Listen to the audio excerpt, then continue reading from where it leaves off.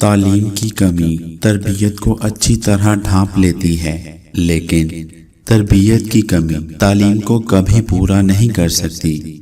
کسی کی پہچان علم سے نہیں بلکہ ادب سے ہوتی ہے۔ پوچھا گیا، صبر کسے کہتے ہیں؟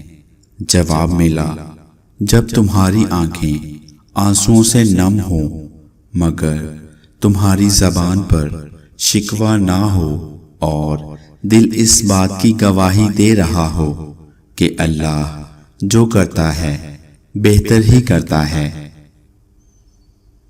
کچھ غلطیاں ایسی ہوتی ہیں جس کے لیے ہم دوسروں کو معاف کر دیتے ہیں، لیکن پہلے جیسا تعلق نہیں رکھ پاتے۔ آپ جب 40 کے ہو جائیں تو سمجھ لیجئے زندگی کی اثر ہو چکی ہے۔ اپنے اخلاق، کردار اور آخرت کی طرف توجہ دیں، کیونکہ عصر اور مغرب میں زیادہ دیر نہیں ہوا کرتی۔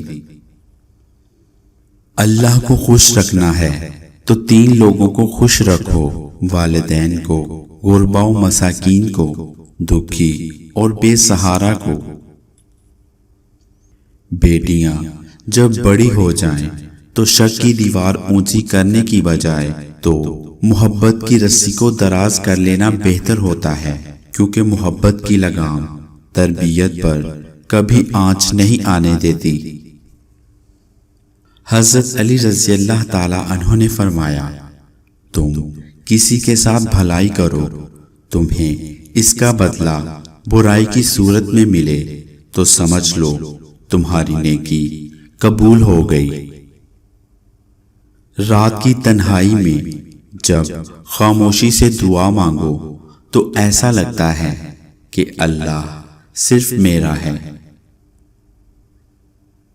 معزز بننا چاہتے ہو تو دوسروں کی عزت کرو، کیونکہ یہ کام معزز آدمی ہی کرتا ہے اور یہی انسانیت کا کمال ہے۔ جب کوئی دل دکھائے تو چپ رہنا بہتر ہوتا ہے، کیونکہ جنہیں ہم جواب نہیں دیتے انہیں پھر وقت جواب دیتا